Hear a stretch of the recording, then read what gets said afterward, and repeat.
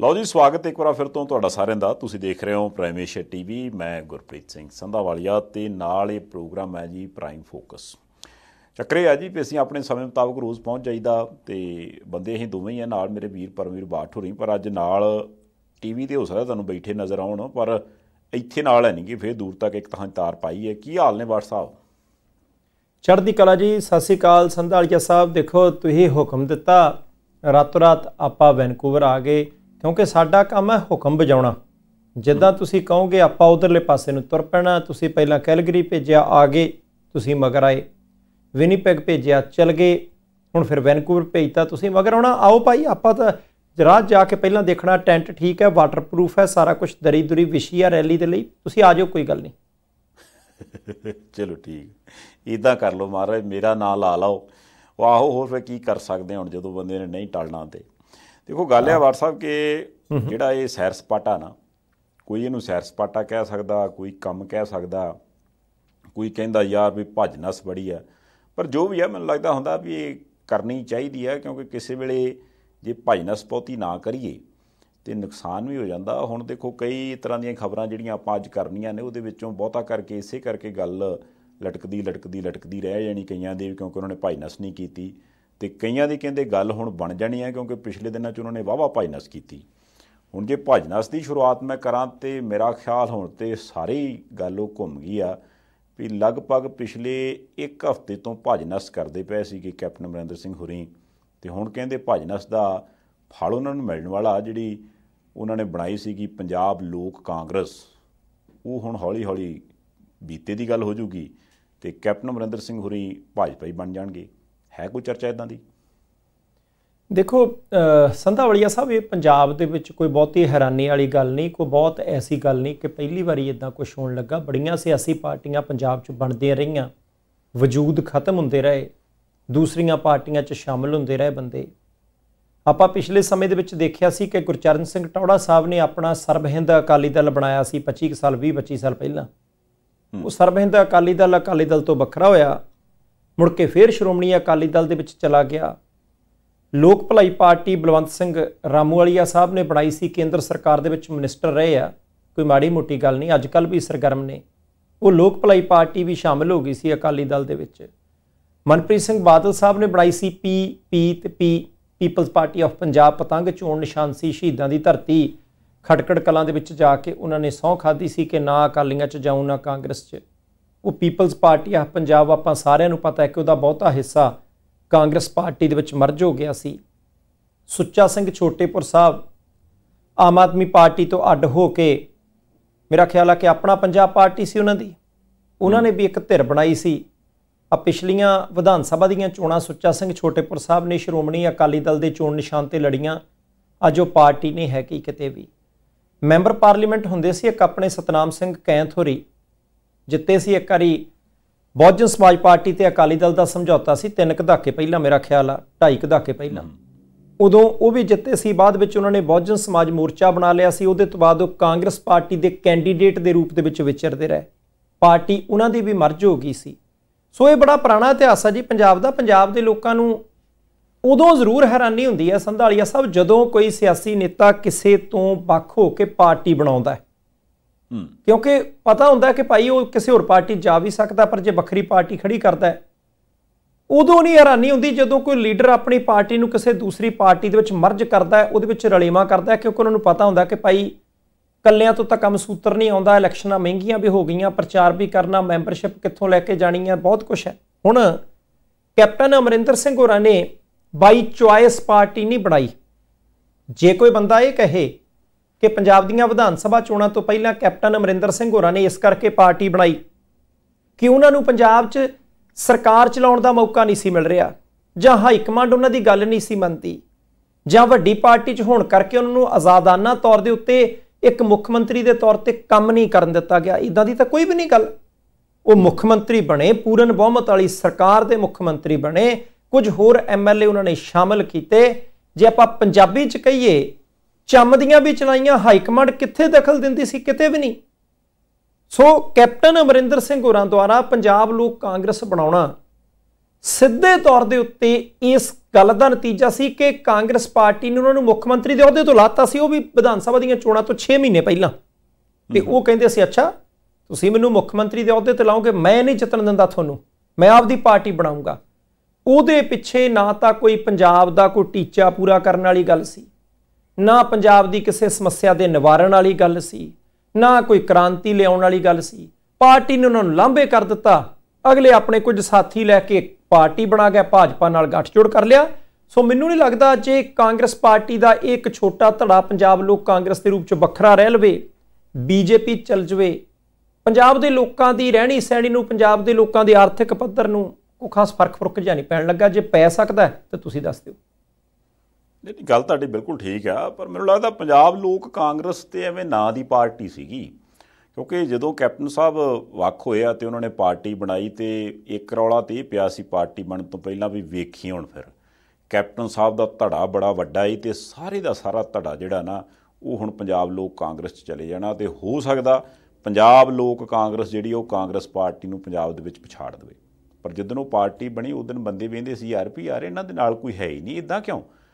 ਫਿਰ ਹੌਲੀ ਹੌਲੀ ਲੋਕਾਂ ਨੂੰ ਇਹ ਸਮਝ ਆਈ ਵੀ ਜਿੱਦਾਂ ਇੱਕ ਪਾਸਿਓਂ ਗੱਡੀ ਤੋਰ ਕੇ ਤੇ ਜਿਹੜਾ ਬੰਦਾ ਕੈਪਟਨ ਹੁੰਦਾ ਜਾਂ ਕਪਤਾਨ ਹੁੰਦਾ ਉਹ ਥੋੜ੍ਹਾ ਜਿਹਾ ਆਪਣੀ ਗੱਡੀ ਅੱਗੇ ਲਾ ਲੈਂਦਾ, ਜਿੱਥੋਂ ਜੋ ਇੱਕ ਮੋੜ ਮੁੜਦਾ ਹੁੰਦਾ ਤੇ ਗੱਡੀ ਟੇਢੀ ਜੀ ਲਾ ਕੇ ਤੇ ਉੱਥੋਂ ਨੇ ਇਸ਼ਾਰਾ ਕਰਨਾ ਹੁੰਦਾ ਵੀ ਨਹੀਂ ਤੁਸੀਂ ਇੱਧਰ ਨਹੀਂ ਮੁੜਨਾ, ਤੁਸੀਂ ਇੱਥੋਂ ਸਿੱਧਾ ਇਸ ਰਸਤੇ 'ਤੇ ਚਲੇ ਜਾਓ। ਫਿਰ 1 2 3 4 ਕਈ ਲੀਡਰ ਸਾਹਿਬਾਨ ਜਿਹੜੇ ਕਿ ਪਿਛਲੇ ਸਮੇਂ ਦੇ ਵਿੱਚ ਕੈਪਟਨ ਸਾਹਿਬ ਦੇ ਬੜੇ ਨਜ਼ਦੀਕੀ ਨੇੜਲੇ ਗਿਣੇ ਜਾਂਦੇ ਸੀ, ਉਹ ਸਾਰੇ ਬੀਜੇਪੀ 'ਚ ਜਾਂਦੇ ਰਹੇ ਸਿੱਧੇ। ਤੇ ਬੜੇ ਲੋਕਾਂ ਨੇ ਸੋਚਿਆ ਵੀ ਯਾਰ ਕੈਪਟਨ ਸਾਹਿਬ ਇਕੱਲੇ ਹੀ ਰਹਿ ਗਏ, ਇਹਦਾ ਮਤਲਬ ਹੁਣ ਉਹ ਆਪਣੀ ਕਾਂਗਰਸ ਪਾਰਟੀ ਉਹਨਾਂ ਦੇ ਵਿੱਚ ਕੋਈ ਵੀ ਨਹੀਂ ਗਿਆ ਤੇ ਸਾਰੇ ਬੰਦੇ ਸਿੱਧੇ ਬੀਜੇਪੀ ਤੁਰੇ ਜਾਂਦੇ। ਫਿਰ ਹੌਲੀ ਹੌਲੀ ਇਹ ਲੱਗਿਆ ਵੀ ਕੈਪਟਨ ਸਾਹਿਬ ਅਜੇ ਉੱਥੇ ਬੰਦੇ ਭੇਜ ਰਹੇ ਨੇ, ਆਪ ਉਹ ਬਾਅਦ 'ਚ ਜਾਣਗੇ। ਇਹ ਉਦੋਂ ਦੀ ਚਰਚਾ ਸੀ ਜਿਹੜੀ ਹੁਣ ਜਾ ਕੇ ਸੱਚ ਸਾਬਤ ਹੋ ਗਈ ਵੀ ਇੱਕ ਥਾਂ 'ਤੇ ਗੱਡੀ ਪਾਰਕ ਕਰਨ ਦੇ ਲਈ ਜਗ੍ਹਾ ਸੀਗੀ ਤੇ ਉਸ ਪਾਰਕਿੰਗ ਲਾਟ ਦਾ ਨਾਂ ਕਹਿੰਦੇ ਪੰਜਾਬ ਲੋਕ ਕਾਂਗਰਸ ਸੀਗਾ ਇੱਕ ਤਰ੍ਹਾਂ ਦੇ ਨਾਲ। ਤੇ ਹੁਣ ਦੁਬਾਰਾ ਫਿਰ ਕੈਪਟਨ ਸਾਹਿਬ ਹੁਣ ਸਿੱਧੇ ਜਦੋਂ ਭਾਜਪਾ ਹੀ ਬਣ ਜਾਣਗੇ, ਹੁਣ ਲੋਕ ਇਹ ਆਸ ਉਮੀਦ ਕਰਦੇ ਆ ਕਿ 2024 'ਚ ਸ਼ਾਇਦ ਉਹ ਲੋਕ ਸਭਾ ਦੀ ਚੋਣ ਲੜਨ। ਪਰ ਕਿਉਂਕਿ ਪਿਛਲਾ ਰਿਕਾਰਡ ਇਹ ਕਹਿੰਦਾ ਵੀ ਉਹ ਕਹਿੰਦੇ ਮੈਂ ਕੇਂਦਰ ਦੀ ਸਿਆਸਤ 'ਚ ਜਾਣਾ ਨਹੀਂ, ਮੈਂ ਤਾਂ ਪੰਜਾਬ 'ਚ ਸਿਆਸਤ ਕਰਨੀ ਆ। ਇਹ ਵੀ ਹੋ ਸਕਦਾ ਵੀ ਇੱਥੋਂ ਫਿਰ ਉਹ ਆਪਣੇ ਬੰਦਿਆਂ ਨੂੰ 2024 ਦੇ ਲਈ ਜਿਤਾਉਣ ਅਤੇ ਉਹਨਾਂ ਦੀ ਉਸ ਕਾਰਗੁਜ਼ਾਰੀ ਨੂੰ ਮੁੱਖ ਰੱਖਦਿਆਂ ਫਿਰ 2027 ਦੇ ਲਈ ਜਿਹੜੀ ਬੀਜੇਪੀ ਉਹ ਦੁਬਾਰਾ ਹੰਬਲਾ ਮਾਰੇ। ਅਤੇ ਫਿਰ ਜੇ ਕੈਪਟਨ ਸਾਹਿਬ ਬੀਜੇਪੀ 'ਚ ਹੋਣਗੇ ਫਿਰ ਤਾਂ ਇਹ ਕਹਿ ਹੀ ਨਹੀਂ ਨਾ ਸਕਦੇ ਆਪਾਂ ਵੀ 2027 ਦੇ ਲਈ ਮੁੱਖ ਮੰਤਰੀ ਚਿਹਰਾ ਕਿਹੜਾ ਹੋਊਗਾ ਬੀਜੇਪੀ ਕੋਲ, ਉਹ ਵੀ ਮਿਲ ਜਾਣਾ ਉਹਨਾਂ ਨੂੰ। ਦੇਖੋ ਸੰਧਾਲੀਆ ਸਾਹਿਬ, ਇੱਕ ਗੱਲ ਦੇ ਨਾਲ ਤਾਂ ਮੈਂ ਤੁਹਾਡੀ ਨਾਲ 100% ਸਹਿਮਤ ਹਾਂ, ਦੂਜੀ ਗੱਲ ਦੇ ਉੱਤੇ ਇਤਰਾਜ਼ ਆ। ਸਹਿਮਤ ਮੈਂ ਇਸ ਗੱਲ ਦੇ ਨਾਲ ਆ, ਤੁਸੀਂ ਕਿਹਾ ਜੀ ਉਹਨਾਂ ਨੇ ਕਈ ਬੰਦੇ ਆਪਣੇ ਪਹਿਲਾਂ ਭੇਜ ਦਿੱਤੇ ਕਿ ਤੁਸੀਂ ਉਧਰਲੇ ਪਾਸੇ ਚਲੇ ਜਾਓ। ਜਦੋਂ ਮੈਂ ਕਹਿੰਦਾ ਹੁੰਦਾ ਕਿ ਭਾਈ ਤੁਸੀਂ ਮੈਨੂੰ ਪਹਿਲਾਂ ਭੇਜਿਆ ਉਦੋਂ ਤੁਸੀਂ ਮੰਨਦੇ ਨਹੀਂ, ਇੱਧਰਲੇ ਪਾਸੇ ਕਹੀ ਜਾਂਦੇ ਹੋ ਕਿ ਬੰਦੇ ਭਾਈ ਪਹਿਲਾਂ ਭੇਜਿਆ, ਹੁਣ ਤੁਸੀਂ ਆਪਦੀ ਗੱਲ ਤੇ ਆਪ ਫਸੇ ਹੋ ਕਿ ਹੁਣ ਉਹਨਾਂ ਨੇ ਬਾਅਦ 'ਚ ਆਉਣਾ ਹੀ। ਲੀਡਰ ਉਹ ਨੇ, ਲੀਡਰ ਤੁਸੀਂ ਹੋ। ਸਾਡੇ ਲਈ ਤਾਂ ਦੇਖੋ ਤੁਸੀਂ ਹੀ ਕੈਪਟਨ ਸਾਹਿਬ ਹੋ ਭਾਈ। ਚਲੋ ਅੱਗੇ ਚੱਲਦੇ ਹੁਣ ਸੰਧਾਲੀਆ ਸਾਹਿਬ, ਅੱਗੇ ਚੱਲਦੇ ਆ। ਜਿਹੜੀ ਗੱਲ ਦੇ ਉੱਤੇ ਇਤਰਾਜ਼ ਆ, ਤੁਸੀਂ ਕਿਹਾ ਜੀ ਉਹਨਾਂ ਦੀ ਪਾਰਟੀ ਦਾ ਕੋਈ ਬਹੁਤਾ ਇੱਦਾਂ ਨਾ ਸਟੇਟਮੈਂਟ ਗਲਤ ਹੈ। 2-2 3-3 ਹਜ਼ਾਰ ਵੋਟਾਂ ਪਈਆਂ ਕਈ ਉਮੀਦਵਾਰਾਂ ਨੂੰ ਵਿਧਾਨ ਸਭਾ ਦੀਆਂ ਚੋਣਾਂ 'ਚ, 2-2 3-3 ਹਜ਼ਾਰ ਆਪਣੇ ਹਲਕੇ 'ਚ ਆਧਾਰ ਸੀ ਉਹਨਾਂ ਦਾ। ਬੰਦਿਆਂ ਨੂੰ ਟਿਕਟਾਂ ਦਿੱਤੀਆਂ, ਫਿਰ ਮੁੜ ਕੇ ਉਹਨਾਂ ਨੂੰ ਕਿਹਾ ਕਿ ਭਾਈ ਤੁਸੀਂ ਸਾਡੇ ਨਿਸ਼ਾਨ ਦੇ ਉੱਤੇ ਲੜਿਓ। ਮੇਰੇ ਖਿਆਲ ਬੈਟ ਬੱਲਾ ਸੀ, ਕੀ ਸੀ ਉਦੋਂ ਚੋਣ ਨਿਸ਼ਾਨ?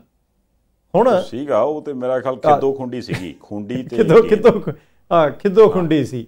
ਹੁਣ ਤੁਸੀਂ ਦੇਖੋ ਕਿ ਉਹ ਜਿਹੜੇ ਬੰਦੇ 2-2 3-3 ਹਜ਼ਾਰ ਵੋਟਾਂ ਲੈ ਗਿਆ ਸੀ ਕਈ ਵਿਧਾਨ ਸਭਾ ਹਲਕਿਆਂ 'ਚੋਂ ਜਿਨ੍ਹਾਂ ਦੀਆਂ ਜ਼ਮਾਨਤਾਂ ਜ਼ਬਤ ਹੋਈਆਂ ਸੀ, ਉਹ ਬੰਦੇ ਹੁਣ ਦੂਸਰੀ ਪਾਰਟੀ ਦੇ ਵਿੱਚ ਜਾਣਗੇ। ਚਲੋ ਇੱਥੇ ਇੱਕ ਚੀਜ਼ ਹੋਰ ਆ, ਤੁਸੀਂ ਕਿਹਾ ਕਿ ਉਹਨਾਂ ਨੂੰ ਲੋਕ ਸਭਾ ਦੀ ਚੋਣ ਲੜਾਈ ਜਾ ਸਕਦੀ। ਮੈਂ ਸੋਚ ਰਿਹਾ ਸੀ ਕਿ ਭਾਰਤੀ ਜਨਤਾ ਪਾਰਟੀ ਦੇ ਵਿੱਚ ਉਹ ਚਲੇ ਜਾਣਗੇ, ਕਿਉਂਕਿ 3-4 ਤਰ੍ਹਾਂ ਦੀਆਂ ਚਰਚਾਵਾਂ ਨੇ। 19 ਤਰੀਕ ਦਾ ਰੌਲਾ ਪੈਂਦਾ ਕਿ ਰਲੇਵਾਂ ਹੋ ਜਾਣਾ, ਬੀਜੇਪੀ ਚਲੇ ਜਾਣਗੇ, ਕਈ ਹੋਰ ਬੰਦੇ ਜਾਣਗੇ ਜੀ, 5-6 ਸਾਬਕਾ ਮੰਤਰੀ ਜਾਣਗੇ ਜੀ, ਚਰਚਾ ਹੈ। ਮੈਂ ਸੋਚਦਾ ਸੀ ਕਿ ਭਾਰਤੀ ਜਨਤਾ ਪਾਰਟੀ ਦੇ ਅੰਦਰ ਬੈਠੇ ਹੋਣੇ ਬੰਦੇ ਉਹ ਕਹਿੰਦੇ ਹੋਣੇ ਆ ਕਿ ਆਪਾਂ ਪਟਿਆਲਿਓਂ ਭਾਈ ਚੋਣ ਲੜਦੇ ਹੁੰਦੇ ਸੀ, ਕੈਪਟਨ ਸਾਹਿਬ ਜਿੱਤਣ ਨਹੀਂ ਸੀ ਦਿੰਦੇ। ਅੰਮ੍ਰਿਤਸਰੋਂ ਇੱਕ ਵਾਰੀ ਭਾਰਤੀ ਜਨਤਾ ਪਾਰਟੀ ਦੇ ਬਹੁਤ ਵੱਡੇ ਲੀਡਰ ਜੇਤਲੀ ਸਾਹਿਬ ਨੂੰ ਚੋਣ ਲੜਾਈ ਸੀ, ਕਾਂਗਰਸ ਪਾਰਟੀ ਨੇ ਕੈਪਟਨ ਸਾਹਿਬ ਨੂੰ ਉਮੀਦਵਾਰ ਬਣਾਤਾ ਸੀ। ਕੈਪਟਨ ਸਾਹਿਬ ਫਿਰ ਜੇਤਲੀ ਸਾਹਿਬ ਨੂੰ ਹਰਾ ਕੇ ਲੋਕ ਸਭਾ 'ਚ ਪਹੁੰਚ ਗਏ ਸੀ, ਪਰ ਅੰਦਰ ਨਹੀਂ ਗਏ ਸੀ ਬਹੁਤਾ, ਆਪਾਂ ਸਾਰਿਆਂ ਨੂੰ ਪਤਾ ਹੈ। ਇਹਦੇ ਤੋਂ ਇਲਾਵਾ ਕਈ ਬੰਦੇ ਕਹਿੰਦੇ ਜੀ ਉਹ ਮੁੱਖ ਮੰਤਰੀ ਦੇ ਦਾਅਵੇਦਾਰ ਹੋਣਗੇ 2027 'ਚ ਬੀਜੇਪੀ ਵੱਲੋਂ ਇੱਕ ਸਿੱਖ ਚਿਹਰੇ ਦੇ ਤੌਰ ਦੇ ਉੱਤੇ ਉਹਨਾਂ ਨੂੰ ਪ੍ਰੈਜ਼ੈਂਟ ਕੀਤਾ ਜਾਊਗਾ, ਪੇਸ਼ ਕੀਤਾ ਜਾਊਗਾ। ਕਈ ਬੰਦੇ ਕਹਿੰਦੇ ਜੀ ਉਹਨਾਂ ਨੂੰ ਲੋਕ ਸਭਾ ਦੀ ਚੋਣ ਲੜਾਈ ਜਾਊ, ਕੋਈ ਕਹਿੰਦਾ ਜੀ ਉਹਨਾਂ ਨੂੰ ਰਾਜਪਾਲ ਬਣਾਇਆ ਜਾਊ। ਸੰਧਾਵਾਲੀਆ ਸਾਹਿਬ, ਇੱਕ ਗੱਲ ਬੜੀ ਕਲੀਅਰ ਹੈ, ਜੇ ਕਿਸੇ ਨੂੰ ਇਹ ਲੱਗਦਾ ਨਾ ਕਿ ਕੈਪਟਨ ਸਾਹਿਬ ਬਹੁਤ ਵੱਡਾ ਚਿਹਰਾ ਸਾਬਿਤ ਹੋਣਗੇ, ਇਹ ਗੱਲ ਥੋੜੀ ਜਿਹੀ ਔਖੀ ਜਾਪਦੀ ਹੈ, ਕਿਉਂਕਿ ਉਹ 4.5 ਸਾਲ ਮੁੱਖ ਮੰਤਰੀ ਰਹੇ ਪੰਜਾਬ ਦੇ ਲਗਾਤਾਰ ਦੂਸਰੀ ਟਰਮ 'ਚ। 5 ਸਾਲ ਪਹਿਲੇ ਕੁੱਲ 9.5 ਸਾਲ ਹੋ ਗਏ। ਜੋ ਵਿਅਕਤੀ, ਜੋ MLA 4.5 ਸਾਲ ਚੀਫ ਮਿਨਿਸਟਰ ਰਿਹਾ ਹੋਵੇ, ਆਪਣੀ ਮਰਜ਼ੀ ਦੇ ਉਹਦੇ ਕੈਬਨਿਟ ਮਿਨਿਸਟਰ ਹੋਣ, ਕੋਈ ਉੱਪਰਲੇ ਪਾਸਿਓਂ ਤੰਗੀ ਪਰੇਸ਼ਾਨੀ ਨਾ ਹੋਵੇ, ਕੋਈ ਧੜੇਬੰਦੀ ਨਾ ਹੋਵੇ, ਤੇ ਜੇ ਇੱਕ ਮੁੱਖ ਮੰਤਰੀ ਰਿਹਾ ਬੰਦਾ 4 ਮਹੀਨਿਆਂ ਦੇ ਬਾਅਦ ਮੁੱਖ ਮੰਤਰੀ ਦੀ ਕੁਰਸੀ ਤੋਂ ਲਿਥਣ ਤੋਂ ਬਾਅਦ ਆਪਦੇ ਵਿਧਾਨ ਸਭਾ ਹਲਕੇ 'ਚੋਂ ਚੋਣ ਹਾਰ ਜਾਂਦਾ ਹੈ, ਤੇ ਫਿਰ ਕਿੰਨੀ ਕਾਸ ਭਾਰਤੀ ਜਨਤਾ ਪਾਰਟੀ ਰੱਖ ਸਕਦੀ ਹੈ ਕਿ ਜੇ ਕੈਪਟਨ ਸਾਹਿਬ ਉਹਨਾਂ ਦੀ ਪਾਰਟੀ 'ਚ ਸ਼ਾਮਲ ਵੀ ਹੋ ਜਾਣਗੇ ਤਾਂ ਕਿੱਡਾ ਖੂਨ ਖੋਣਗੇ। ਦੂਸਰਾ, ਹਰੇਕ ਇਹਨਾਂ ਤੋਂ ਅਕਾਲੀ ਦਲ ਦੇ ਉਸ ਲੀਡਰ ਤੋਂ ਜਿਹੜੇ ਕਿ ਪਹਿਲਾਂ ਅਕਾਲੀ ਦਲ 'ਚ ਰਹਿ ਕੇ ਚੋਣਾਂ ਲੜਦੇ ਰਿਹਾ ਪਰ ਹਾਰਦੇ ਰਿਹਾ, ਪਰ ਆਮ ਆਦਮੀ ਪਾਰਟੀ 'ਚ ਗਿਆ ਤਾਂ ਕੈਪਟਨ ਸਾਹਿਬ ਨੂੰ ਵੀ ਹਰਾਤਾ, ਅਕਾਲੀਆਂ ਦੇ ਉਮੀਦਵਾਰ ਨੂੰ ਵੀ ਹਰਾਤਾ, ਕਾਂਗਰਸ ਦੇ ਉਮੀਦਵਾਰ ਨੂੰ ਵੀ ਹਰਾਤਾ।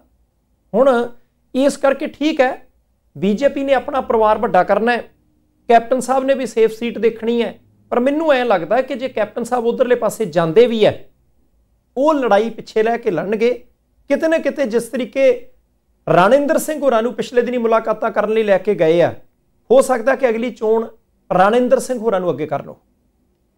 ਨਹੀਂ, ਮੈਂ ਵੀ ਇਹੀ ਕਹਿ ਰਿਹਾ ਸੀ ਵੀ ਲੋਕ ਸਭਾ ਚੋਣਾਂ ਦੇ ਵਿੱਚ ਉਹਨਾਂ ਦਾ ਇੰਟਰਸਟ ਹੈ ਨਹੀਂਗਾ। ਉਹ ਆਪਣੇ ਪਰਿਵਾਰ 'ਚੋਂ ਹੋ ਸਕਦਾ, ਪ੍ਰਨੀਤ ਕੌਰ ਹੋਰੀ ਵੀ ਉੱਥੋਂ ਕੈਂਡੀਡੇਟ ਨੇ, ਅੱਜ ਦੀ ਡੇਟ 'ਚੋਂ ਕਾਂਗਰਸ ਦੇ MP ਨੇ, ਉਦੋਂ ਬਾਅਦ 'ਚ ਹੋ ਸਕਦਾ ਉਹਨਾਂ ਨੂੰ ਟਿਕਟ ਉੱਥੋਂ BJP ਦੇ ਦੇਵੇ।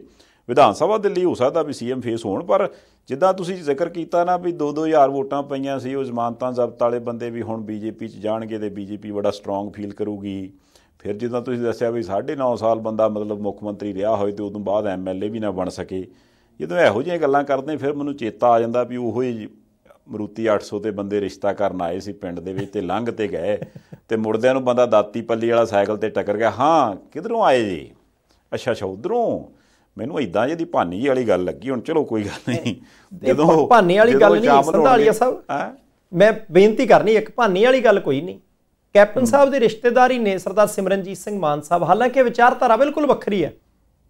ਉਹ ਵੀ ਤਾਂ ਵਿਧਾਨ ਸਭਾ ਦੀ ਚੋਣ ਦੇ ਵਿੱਚ ਦੂਸਰੇ ਨੰਬਰ ਤੇ ਆਏ ਸੀ, ਪਰ ਸੰਗਰੂਰ ਲੋਕ ਸਭਾ ਹਲਕੇ ਦੀ ਜ਼ਿਮਨੀ ਚੋਣ ਉਹ ਜਿੱਤੇ ਨੇ, MP ਬਣੇ ਆ। ਜਾਣੀ ਕੁਛ ਵੀ ਸੰਭਵ ਹੋ ਸਕਦਾ। ਭਗਵੰਤ ਮਾਨ ਸਾਹਿਬ ਪਿਛਲੇ ਵਾਰੀ ਜਲਾਲਾਬਾਦ ਤੋਂ ਹਰੇ ਸੀ, ਐਤਕੀ ਸੁੱਖ ਨਾਲ ਮੁੱਖ ਮੰਤਰੀ ਆ, ਤੇ ਬਹੁਤੇ ਬੰਦੇ ਕਹਿੰਦੇ ਆਮ ਆਦਮੀ ਪਾਰਟੀ ਨੂੰ ਜਿਤਾਇਆ ਹੀ ਭਗਵੰਤ ਮਾਨ ਹੋਰਾਂ ਨੇ। ਇਸ ਕਰਕੇ ਕੋਈ ਵੱਡੀ ਗੱਲ ਨਹੀਂ। ਹੋਰ ਦੇਖੋ, ਮਨਵਿੰਦਰ ਸਿੰਘ ਗਿਆਸਪੁਰਾ, ਜਸਵੰਤ ਸਿੰਘ ਗੱਜਣ ਮਾਜਰਾ ਸਾਹਿਬ, ਦੋਨੋਂ 2017 ਦੀ ਇਲੈਕਸ਼ਨ ਹਰੇ ਸੀ, ਐਤਕੀ ਦੋਨੇ ਹੀ ਜਿੱਤੇ ਆ। ਜਾਣੀ ਸੰਭਵ ਕੁਛ ਵੀ ਆ। ਆਪਾਂ ਇਹ ਨਹੀਂ ਕਹਿੰਦੇ ਕਿ ਕੰਮ ਇੱਧਰ ਹੋ ਗਿਆ, ਪਰ ਆਪਾਂ ਉਹ ਗੱਲ ਕਰਦੇ ਹਾਂ ਕਿ ਭਾਈ ਆਹ ਵੀ ਸਥਿਤੀਆਂ ਨੇ। ਨਹੀਂ, ਚਲੋ ਗੱਲਾਂ ਠੀਕ ਆ ਤੁਹਾਡੀਆਂ ਸਾਰੀਆਂ। ਹੁਣ ਆਪਾਂ ਵੇਟ ਕਰਦੇ ਹਾਂ ਵੀ ਕੈਪਟਨ ਸਾਹਿਬ ਉਧਰ ਜਾਂਦੇ ਨਹੀਂ ਜਾਂਦੇ, ਜੇ ਜਾਂਦੇ ਆ ਤਾਂ ਕੀ ਅਹੁਦੇਦਾਰੀ ਉਹਨਾਂ ਨੂੰ ਮਿਲਦੀ ਆ। ਇਹਦੇ ਸਾਰੀਆਂ ਗੱਲਾਂ ਹੋ ਗਈਆਂ ਵੀ ਜਿਹੜੇ ਬੰਦੇ ਅਜੇ ਕਿਸੇ ਅਹੁਦੇ ਤੇ ਵੀ ਹੈ ਨਹੀਂ ਗਏ, ਉਹਨਾਂ ਨੂੰ BJP ਦੇ ਵਿੱਚ ਅਗਲਾ ਬੰਦੇ ਕੋਲੇ ਖੁੱਲੀ ਚੋਇਸ ਆ, ਭਾਈ ਜਿਹੜੀ ਮਰਜ਼ੀ ਪਾਰਟੀ 'ਚ ਕੋਈ ਜਾਵੇ, ਲੋਕਤੰਤਰ ਹੈ, ਉਹ ਇਜਾਜ਼ਤ ਦਿੰਦਾ। ਦੂਜੀ ਚਰਚਾ ਇਹ ਬੜੀ ਸੀਗੀ ਕਿ ਵੀ ਆਮ ਆਦਮੀ ਪਾਰਟੀ ਕਹਿੰਦੀ ਵੀ ਸਾਡੇ ਭਾਈ ਸਾਹਿਬ MLA ਤੋੜਨ ਨੂੰ ਫਿਰਦੀ BJP।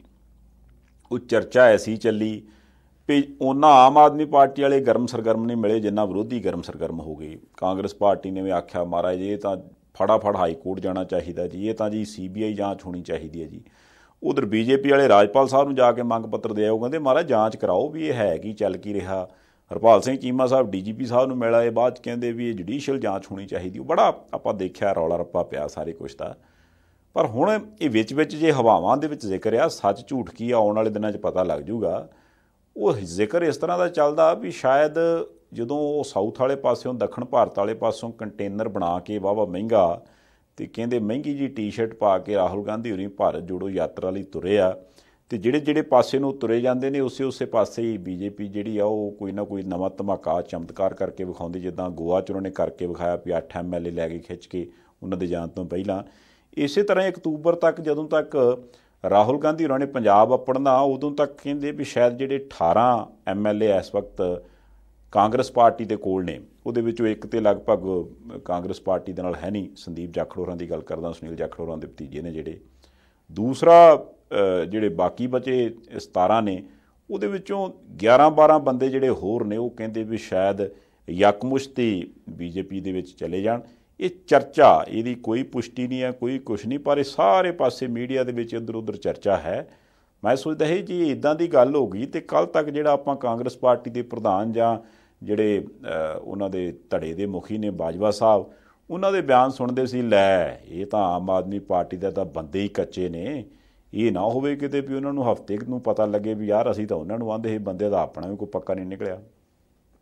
ਦੇਖੋ ਸੰਧਾਵਾਲੀਆ ਸਾਹਿਬ, ਗੱਲ ਸਾਫ਼ ਤੇ ਸਪਸ਼ਟ ਜਿਹੀ ਹੈ। ਕਿਉਂ ਜਾਣਗੇ ਅਗਲੇ 17-18 ਬੰਦਿਆਂ ਦੇ ਵਿੱਚੋਂ ਤੁਸੀਂ ਕਹਿੰਦੇ ਹੋ ਕਿ 11 ਚੱਲ ਜਾਣੇ, 12 ਚੱਲ ਜਾਣੇ, ਚਰਚਾ ਚੱਲਦੀ ਹੈ ਜੀ ਜਿੱਤੇ ਉਹ ਬੰਦੇ MLA ਜਾਣਗੇ ਤਾਂ ਜੇ ਕਦੇ ਪਹਿਲਾਂ ਗਏ ਹੋਣਗੇ। ਜਾਂ ਤਾਂ ਤੁਸੀਂ ਆਖੋ ਨਾ ਕਿ 11 ਦੇ ਵਿੱਚੋਂ 8 ਗੋਆ 'ਚ ਚਲੇ ਗਏ, ਜਾਂ ਤੁਸੀਂ ਆਖੋ ਕਿ ਭਾਈ ਮੱਧ ਪ੍ਰਦੇਸ਼ ਦੇ ਵਿੱਚੋਂ ਜਿਹੜੇ ਉਹ ਬੰਦੇ ਚਲੇ ਗਏ ਇੱਧਰ ਉੱਧਰ ਜੋਤਿਰਾਦਿੱਤਿਆ ਸਿੰਧੀਆ ਦੇ ਨਾਲ ਤਾਂ ਦੂਸਰੇ ਪਾਸੇ ਤੁਰ ਪਏ, ਜਾਂ ਤੁਸੀਂ ਕਹੋ ਕਿ ਕੋਈ ਬੰਦਾ ਇਹਨਾਂ ਦਾ ਕਰਨਾਟਕ ਦੇ ਵਿੱਚ ਟੁੱਟਾ ਸੀ।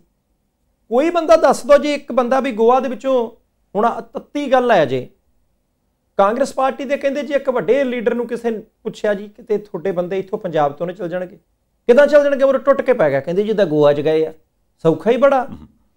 ਲੀਡਰ ਨੂੰ ਨਾਲ ਲਓ, ਰਾਜਪਾਲ ਸਾਹਿਬ ਕੋਲ ਚਲੇ ਜਾਓ, ਨਾਲੇ ਚਾਹ ਦਾ ਕੱਪ ਪੀਓ, ਨਾਲੇ ਉਹਨਾਂ ਨੂੰ ਦੱਸਿਓ ਜੀ ਬਹੁਤੇ ਬੰਦੇ ਸਾਡੇ ਨਾਲ ਆ ਗਏ। ਸਪੀਕਰ ਸਾਹਿਬ ਕੋਲ ਚਲੇ ਜਾਓ, ਉਹਨਾਂ ਨੂੰ ਦੱਸਿਓ ਜੀ ਆਹ ਦੇਖੋ ਆਹ ਬੰਦੇ ਆ ਆਇਡੈਂਟੀ ਕਾਰਡ ਆ MLA ਨੇ, ਇੰਨਿਆਂ ਦੇ ਵਿੱਚੋਂ ਇੰਨੇ ਲੈ ਕੇ ਆਏ ਆ, ਕਾਨੂੰਨ ਸਾਨੂੰ ਕਹਿੰਦਾ ਕਿ ਆ ਜਾਓ। ਜੇ ਤਾਂ ਬੜੀ ਸਪਸ਼ਟ ਗੱਲ ਹੈ, ਜੇ 18 ਦੇ ਵਿੱਚੋਂ 12 ਬੰਦੇ ਜਿਸ ਤਰੀਕੇ ਦੀ ਤੁਸੀਂ ਚਰਚਾ ਛੇੜੀ ਹੈ, ਕਾਂਗਰਸ ਪਾਰਟੀ ਦੇ ਜੇਤੂ ਬੰਦੇ ਇੱਕ ਧਿਰ ਦੇ ਵਿੱਚ ਬਣ ਕੇ ਉਧਰਲੇ ਪਾਸੇ ਨੂੰ ਤੁਰ ਪਏ, ਤਾਂ ਸੰਧਾਲੀਆ ਸਾਹਿਬ ਉਹਨਾਂ ਨੂੰ ਕੋਈ ਰੋਕ ਨਹੀਂ ਸਕਦਾ, ਫਿਰ ਕੋਈ ਕਾਨੂੰਨ ਵੀ ਨਹੀਂ ਰੋਕ ਸਕਦਾ, ਕਿਉਂਕਿ ਫਿਰ ਉਹਨਾਂ ਦੇ ਕੋਲੇ 19% ਹੋਣੀ ਹੈ ਕਿ ਉਹ ਵੱਖਰਾ ਧੜਾ ਵੀ ਬਣਾ ਸਕਦੇ ਆ, ਕਿਸੇ ਦੂਸਰੀ ਪਾਰਟੀ ਦੇ ਵਿੱਚ ਵੀ ਜਾ ਸਕਦੇ ਆ। ਹੁਣ ਇੱਥੇ ਇਹ ਵੀ ਗੱਲ ਵਿਚਾਰਨਯੋਗ ਹੈ ਕਿ ਭਾਈ ਕਿਉਂ ਜਾਣਗੇ ਭਾਈ? ਉਹ ਵਿਰੋਧੀ ਧਿਰ 'ਚ ਨੇ, ਵਿਰੋਧੀ ਧਿਰ ਦੇ ਵਿੱਚ ਤਾਂ ਹੈਗੇ ਆ, ਪਰ ਕੋਈ ਆਸ ਹੈਗੀ ਅੱਗੇ? ਆਪਸ 'ਚ ਹੀ ਲੜੀ ਜਾਂਦੇ ਨੇ। ਅਜੇ ਜ਼ਮਾਨਤ ਜ਼ਬਤ ਹੋਈ ਹੈ ਸੰਗਰੂਰ ਲੋਕ ਸਭਾ ਹਲਕੇ ਦੀ ਜ਼ਿਮਨੀ ਚੋਣ ਦੇ ਵਿੱਚ, ਲੀਡਰਾਂ ਦੀ ਆਪਸ ਦੇ ਵਿੱਚ ਕਿਤੇ ਬਣਦੀ ਹੈ? ਸੁਖਪਾਲ ਸਿੰਘ ਖਹਿਰਾ ਸਾਹਿਬ ਦਾ ਬਿਆਨ ਆਉਂਦਾ ਤਾਂ ਮੂਹਰੇ ਨੋਟਿਸ ਆ ਜਾਂਦਾ। ਇਹ ਬੰਦੇ ਹੁਣ ਮੰਨ ਲਓ ਕਿ ਮੋਰਚੇ 'ਚ ਬੈਠੇ ਨੇ, ਮੋਰਚਾ ਹੀ ਹੁੰਦਾ ਸਿਆਸੀ ਲੋਕਾਂ ਦਾ, ਉਹ ਮੋਰਚੇ 'ਚ ਬੈਠੇ ਨੇ, ਪੰਜਾਬ ਵਾਲੇ ਮੋਰਚੇ ਡਟੇ ਰਹੋ। ਇੰਨੀ ਦੇਰ ਨੂੰ ਖਬਰ ਆ ਜਾਏ ਗੋਆ ਵਾਲਾ ਮੋਰਚਾ ਪਟਿਆ ਗਿਆ, ਉਹ ਕਹਿੰਦੇ ਨਹੀਂ ਡਟੇ ਰਹੋ, ਡਟ ਕੇ ਮੁਕਾਬਲਾ ਕਰਨਾ ਹੈ ਦੁਸ਼ਮਣ ਦਾ। ਉਹ ਕਹਿੰਦੇ ਜੀ ਕਰਨਾਟਕ ਵਾਲਾ ਮੋਰਚਾ ਪਟਿਆ ਗਿਆ, ਨਹੀਂ ਕਹਿੰਦੇ ਫਿਰ ਵੀ ਡਟੇ ਰਹੋ, ਹੌਸਲਾ ਰੱਖੋ, ਦੁਸ਼ਮਣ का ਮੁਕਾਬਲਾ ਕਰੋ। ਉਹ ਕਹਿੰਦੇ ਜੀ ਨਹੀਂ ਮੱਧ ਪ੍ਰਦੇਸ਼ ਵਾਲਾ ਮੋਰਚਾ ਪਟਿਆ ਗਿਆ, ਉਹ ਕਹਿੰਦੇ ਨਹੀਂ ਡਟੇ ਰਹੋ। ਫਿਰ ਖਬਰ ਆਈ ਗੁਆਂਢ ਦੇ ਵਿੱਚ ਹਰਿਆਣੇ 'ਚੋਂ ਇੱਕ ਪਾਸੇ ਵਾਲੋਂ ਬਾਂਸ ਜਿਹੜਾ ਹੈ ਉਹ ਕੁਲਦੀਪ ਬਿਸ਼ਨੋਈ ਨੇ ਪੱਟ ਦਿੱਤਾ, ਉਹ ਕਹਿੰਦੇ ਨਹੀਂ ਡਟੇ ਰਹੋ। ਕਹਿੰਦੇ ਡਟੇ ਰਹੋ ਫਿਰ ਤੁਸੀਂ ਭਾਈ ਸਾਨੂੰ ਜਾ ਲੈਣ ਦਿਓ। ਹੋ ਸਕਦਾ ਆ ਜਿੱਦਾਂ ਦਿੱਲੀ ਵਾਲੇ ਪਾਸੇ ਰੇਡਾਂ ਰੂਡਾਂ ਹੋਣ ਲੱਗੀਆਂ, ਜਿੱਦਾਂ ਦੇ ਕਾਂਗਰਸ ਪਾਰਟੀ ਦੀ ਹਾਈ ਕਮਾਂਡ ਦੇ ਹਾਲਾਤ ਨੇ, ਜਿੱਦਾਂ ਹਿਮਾਚਲ ਵਾਲੇ ਆਨੰਦ ਸ਼ਰਮਾ ਚਲੇ ਗਏ, ਆ ਜਿੱਦਾਂ ਗੁਲਾਮ ਨਬੀ ਆਜ਼ਾਦ ਨੇ ਜੰਮੂ ਕਸ਼ਮੀਰ ਦੇ ਵਿੱਚ ਵੱਖਰੀ ਪਾਰਟੀ ਬਣਾ ਲਈ, ਆ ਜਿਸ ਤਰੀਕੇ ਦੇ ਨਾਲ ਕਹਿੰਦੇ ਆ, ਮੈਂ ਨਹੀਂ ਕਹਿੰਦਾ, ਪ੍ਰਤਾਪ ਸਿੰਘ ਬਾਜਵਾ ਸਾਹਿਬ ਨੇ ਕਿਹਾ, ਕਹਿੰਦੇ ਕੈਪਟਨ ਸਾਹਿਬ ਸਾਡੇ ਬੰਦਿਆਂ ਨੂੰ ਟੈਲੀਫੋਨ ਕਰਦੇ ਆ ਕਿ ਮੈਂ ਜਾਣਾ ਮੇਰੇ ਨਾਲ ਚੱਲੋ, ਆਪਾਂ BJP 'ਚ ਚੱਲਦੇ ਆ, ਮੈਂ ਜਾਣਾ ਮੇਰੇ ਨਾਲ ਚੱਲੋ, ਤੁਹਾਨੂੰ ਐਡਜਸਟ ਕਰਾਊਂਗਾ। ਇਹਦਾ ਮਤਲਬ ਭਾਈ ਅਗਲਿਆਂ ਨੂੰ ਸੱਦਾ ਪੱਤਰ ਤਾਂ ਹੈਗਾ ਹੈ। ਤੇ ਕਈ ਵਾਰੀ ਅਗਲੇ ਇਹ ਵੀ ਕਹਿੰਦੇ ਹੁੰਦੇ ਆ ਤੁਸੀਂ ਤਿਆਰ ਰਹੋ ਬਾਪ ਬਰਾਤੇ ਜਾਣ ਨੂੰ, ਕਾਰ ਘਰੇ ਹੀ ਭੇਜ ਦਾਂਗੇ। ਜੇ ਇਦਾਂ ਦੀ ਕਿਤੇ ਆਫਰ ਆ ਗਈ, ਪਤਾ ਨਹੀਂ ਹੁੰਦਾ, ਸਮੇਂ ਦੀ ਗੱਲ ਹੈ, ਰਾਜਨੀਤੀ ਹੈ ਭਾਈ।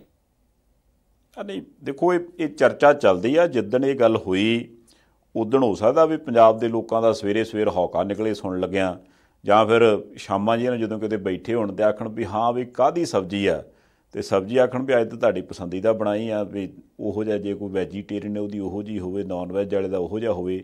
ਅਜੇ ਬੰਦਾ ਬੁਰਕੀ ਖਾਣ ਹੀ ਲੱਗੇ, ਗਰਾਈ ਮੂੰਹ 'ਚ ਪਾਉਣ ਲੱਗਾ ਹੋਵੇ, ਤੇ ਉਧਰੋਂ ਟੈਲੀਵਿਜ਼ਨ 'ਤੇ ਕੋਈ ਆਪਣੇ ਵਰਗਾ ਦੱਸਦੇ ਜੀ ਅੱਜ ਹੋ ਗਿਆ ਜੀ ਧਮਾਕਾ, ਲਓ ਜੀ ਇੰਨੇ ਬੰਦੇ ਗਏ, ਤੇ ਬੁਰਕੀ ਜਿਹੜੀ ਉਹ ਹੱਥ 'ਚ ਹੀ ਫੜੀ ਰਹਿ ਜਾਵੇ, ਤੇ ਬੰਦਾ ਮੂੰਹ ਟੱਡ ਕੇ ਸੋਚੇ ਵੀ ਯਾਰ ਕਮਾਲ ਹੋ ਗਈ, ਜੇ ਚੰਦ ਮਹੀਨੇ ਪਹਿਲਾਂ ਵੋਟਾਂ ਪਾ ਕੇ ਇਹਨਾਂ ਨੂੰ ਜਿਤਾਇਆ ਸੀਗਾ ਵੀ ਸਾਡੇ ਲੀਡਰ ਸਾਹਿਬ ਨੇ, ਤੇ ਇਹ ਕਿ ਹੋਰ ਪਾਸੇ ਜਾ ਵੜੇ। ਇਹ ਹੋ ਸਕਦੀ ਗੱਲ ਮੈਨੂੰ ਇਹ ਸੀ ਵੀ ਚਲੋ ਜੇ ਚਰਚਾ ਚੱਲਦੀ ਆ ਤੇ ਆਪਾਂ ਜ਼ਰੂਰ ਜ਼ਿਕਰ ਕਰ ਦਿੱਤਾ, ਇਹ 'ਚ ਕੋਈ ਸੱਚਾਈ ਨਹੀਂ, ਅਸੀਂ ਨਹੀਂ ਕਹਿੰਦੇ, ਅਸੀਂ ਕੋਈ ਪੁਸ਼ਟੀ ਨਹੀਂ ਕਰਦੇ, ਫਿਰ ਨਾ ਕੋਈ ਅਸੀਂ ਕਹਿੰਦੇ ਵੀ ਜਾਣਾ ਉਹਨਾਂ ਨੇ, ਇਹ ਹਵਾ 'ਚ ਗੱਲ ਆ। ਬਾਕੀ ਹਵਾ 'ਚ ਗੱਲ ਸੱਚੀ ਵੀ ਹੋ ਸਕਦੀ, ਝੂਠੀ ਵੀ ਹੋ ਸਕਦੀ।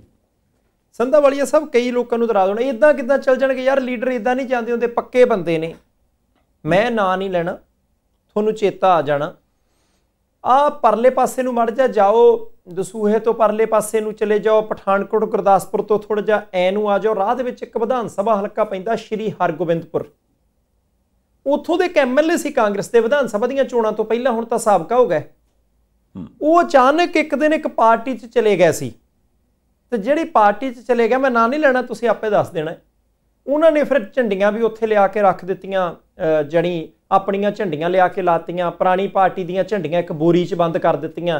उत्थे पत्रकार पहुंचे, नवीं पार्टी दीयां झंडियां झुंडियां लग गईयां, पोस्टर लग गए, पुरानी पार्टियां वाली झंडियां जिहड़ियां वो बोरी च तां पातियां, बोरी दा मूँह बन्निया ही ना, अद्धियां बाहर खिलरियां फिरन। तीजे दिन फिर सुनेहा कहंदे यार वो नवीं झंडियां ला दिओ, पुरानी बोरी किते सिੱਟੀ तां नहीं, वो फेर ला दिओ। जानी एक बंदा 3 वारी इधर उधर चले गया सी विधान सभा दीयां चोणां तो पहलां पहलां। एक वारी कहंदे जी भलेखा लग गया, दूजी वारी कहंदे जी मेरे हलके दे लोग नहीं मनदे, तीजी वारी पता नहीं की कहंदे, हुण घरे ही ने ओह।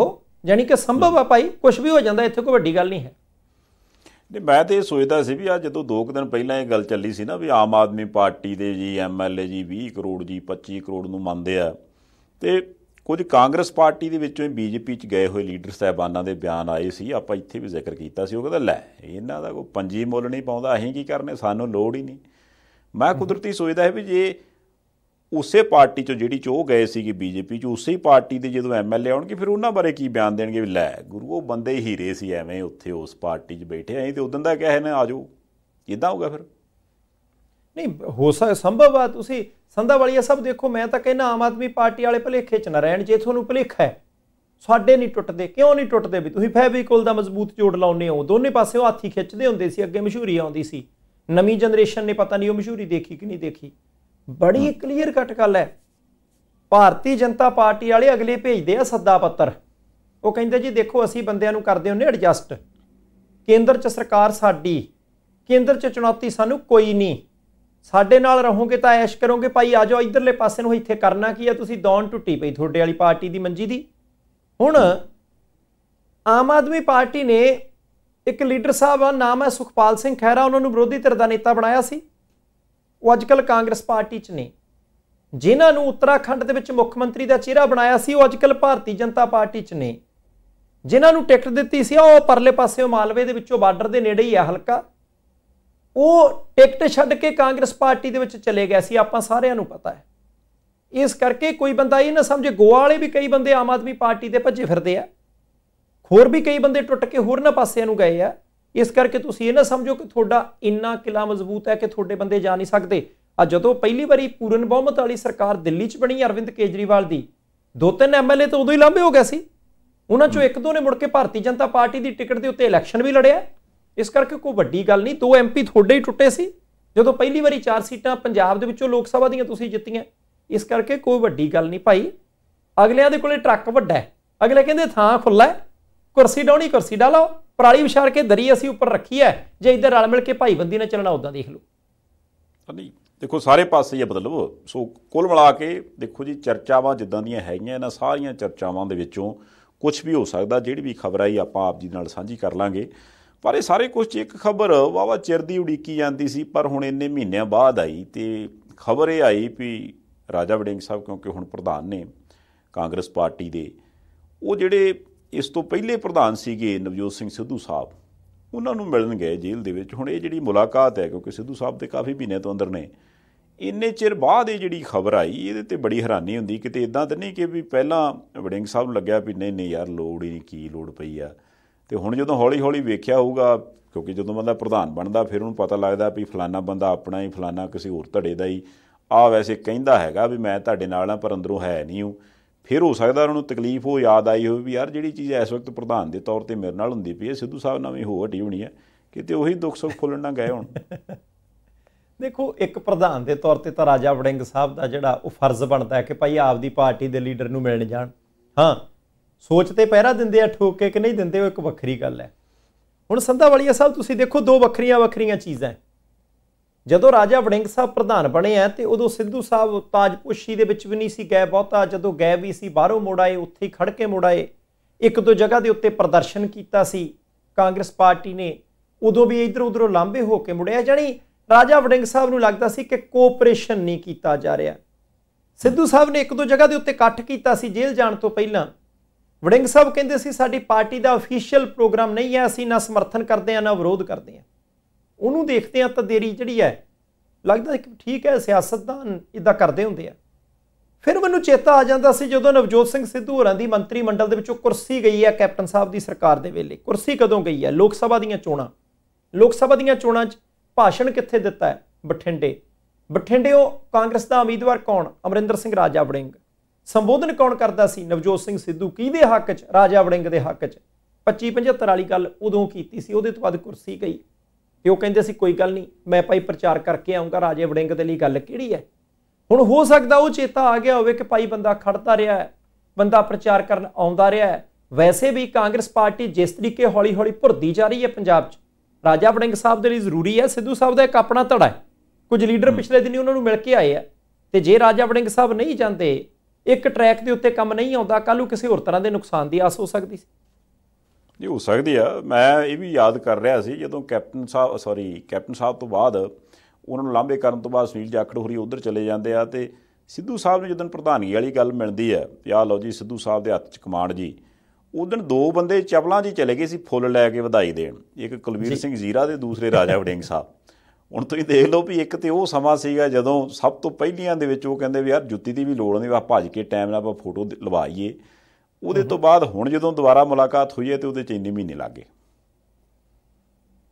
ਨਹੀਂ ਠੀਕ ਹੈ ਗੱਲ ਤੁਹਾਡੀ ਸੰਧਾਲੀਆ ਸਾਹਿਬ ਕਿ ਉਹ ਚਪਲਾਂ ਵਾਲਾ ਸਾਰਿਆਂ ਨੂੰ ਚੇਤਾ, ਸਵੇਰੇ 6:45 ਵਜੇ ਪਹੁੰਚ ਗਿਆ ਸੀ, ਚਪਲਾਂ 'ਚ ਹੀ ਸੀਗੇ। ਉਹ ਕਹਿੰਦੇ ਜੀ ਕੋਈ ਗੱਲ ਨਹੀਂ ਜਾਣਾ, ਗੱਡੀ ਵੀ ਚਲਾਈ ਸੀ ਇੱਕ ਵਾਰੀ ਉਹਨਾਂ ਨੇ, ਜਾਣੀ ਬਹੁਤ ਨੇੜ ਜਿਹਾ ਸੀਗਾ, ਉਦੋਂ ਲੱਗਦਾ ਸੀ ਕਿ ਵੱਡੀਆਂ ਤਬਦੀਲੀਆਂ ਹੋ ਗਈਆਂ। ਚਲੋ ਹੁਣ ਭਾਈ ਸੁੱਖ ਰੱਖੇ ਮਾਲਕ, ਸਾਰੇ ਜਣੇ ਪੰਜਾਬ ਦੇ ਭਲੇ ਦੇ ਲਈ ਕੰਮ ਕਰਨ, ਜਿਹੜੀ ਪਾਰਟੀ 'ਚ ਰਹਿਣਾ ਉਹ 'ਚ ਰਹੋ, ਜੇ ਛੱਡ ਕੇ ਜਾਣਾ ਜਾਓ, ਸਾਨੂੰ ਕਿਸੇ ਚੀਜ਼ ਦੇ ਨਾਲ ਕੋਈ ਬਹੁਤਾ ਲੈਣਾ ਦੇਣਾ ਨਹੀਂ। ਸੁਖਬੀਰ ਸਿੰਘ ਬਾਦਲ ਸਾਹਿਬ ਸ਼੍ਰੋਮਣੀ ਅਕਾਲੀ ਦਲ ਦੇ ਪ੍ਰਧਾਨ ਸਾਹਿਬ ਬੋਲੇ ਹੁਣ, ਉਹ ਕਹਿੰਦੇ ਵਾਹ ਤੁਹਾਡੇ ਕੋਲੇ ਆਮ ਆਦਮੀ ਪਾਰਟੀ ਵਾਲਿਓ ਇਸ਼ਤਿਹਾਰ ਛਪਾਉਣ ਨੂੰ ਰੁਪਈਏ ਹੈਗੇ ਆ, ਤੁਸੀਂ ਇਸ਼ਤਿਹਾਰ ਛਪਾਈ ਜਾਂਦੇ ਹੋ ਸਾਰੀਆਂ ਅਖਬਾਰਾਂ ਦੂਸਰੇ ਸੂਬਿਆਂ ਦੀਆਂ ਜਿੱਥੇ ਮਤਲਬ ਕੋਈ ਨਹੀਂ ਬਣਦਾ, ਪਰ ਕਹਿੰਦੇ ਤੁਸੀਂ DSR ਵਿਧੀ ਦੇ ਨਾਲ ਜਿਹੜਾ ਝੋਨਾ ਲਾਇਆ ਸੀ ਵਿਸ਼ੇਸ਼ ਪ੍ਰਕਿਰਿਆ ਦੇ ਤਹਿਤ, ਉਹ ਜਿਹਦੇ ਨਾਲ ਪਾਣੀ ਦੀ ਖਪਤ ਘੱਟ ਹੁੰਦੀ ਸੀ, ਉਹ ਕਹਿੰਦੇ ਤੁਸੀਂ 1500 ਰੁਪਈਆ ਪ੍ਰਤੀ ਏਕੜ ਦੇਣ ਦਾ ਵਾਅਦਾ ਕੀਤਾ ਸੀ, ਦਿੰਦੇ ਕਿਉਂ ਨਹੀਂ ਪੈਸੇ?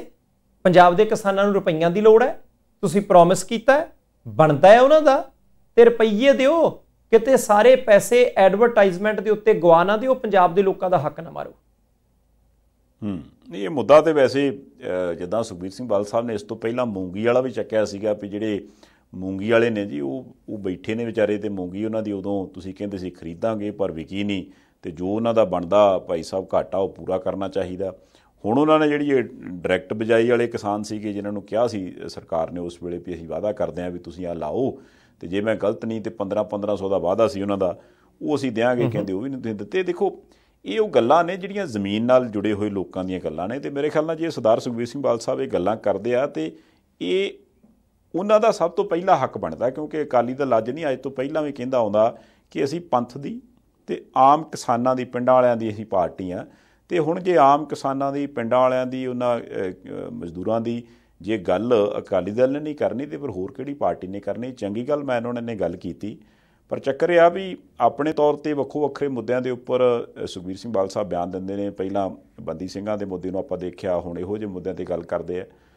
ਪਰ ਜਿਹੜੇ ਉਹਨਾਂ ਦੇ ਖਜ਼ਾਨਾ ਮੰਤਰੀ ਹੁੰਦੇ ਸੀ, ਉਹਨਾਂ ਦੇ ਸਾਥੀ ਰਹੇ ਵਾਹਵਾ ਚਿਰ, ਪਰਮਿੰਦਰ ਸਿੰਘ ਢੀਂਡਸਾ ਸਾਹਿਬ, ਮੈਨੂੰ ਯਾਦ ਆ ਗਿਆ ਜਦੋਂ ਵੱਡੇ ਢੀਂਡਸਾ ਸਾਹਿਬ ਨਾਰਾਜ਼ ਹੋ ਕੇ ਪਾਸੇ ਵੀ ਹੋ ਗਏ ਸੀਗੇ, ਉਦੋਂ ਵੀ ਉਹਨਾਂ ਦੇ ਹਲਕੇ 'ਚ ਜਾ ਕੇ ਰੈਲੀ ਕਰਾ ਕੇ ਪਰਮਿੰਦਰ ਸਿੰਘ ਢੀਂਡਸਾ ਹੋਰੀ, ਕਿਉਂਕਿ ਉਦੋਂ ਨਾਲ ਸੀਗੇ, ਉਹਨਾਂ ਨੂੰ ਇਲੈਕਸ਼ਨ ਤੱਕ ਵੀ ਲੜਾ ਦਿੱਤੀ ਸੀ।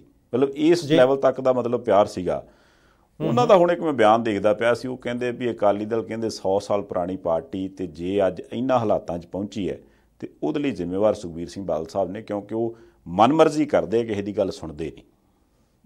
ਅੱਛਾ, ਢੀਂਡਸਾ ਸਾਹਿਬ ਨੇ ਕਹਿ ਦਿੱਤਾ, ਚਲੋ ਠੀਕ ਹੈ ਜੀ, ਇਹ ਤਾਂ ਅਕਾਲੀ ਦਲ ਵਾਲੇ ਜਾਣਨ, ਝੁੰਦਾ ਸਾਹਿਬ ਦੀ ਕਮੇਟੀ ਦੀ ਰਿਪੋਰਟ ਜਾਣੇ।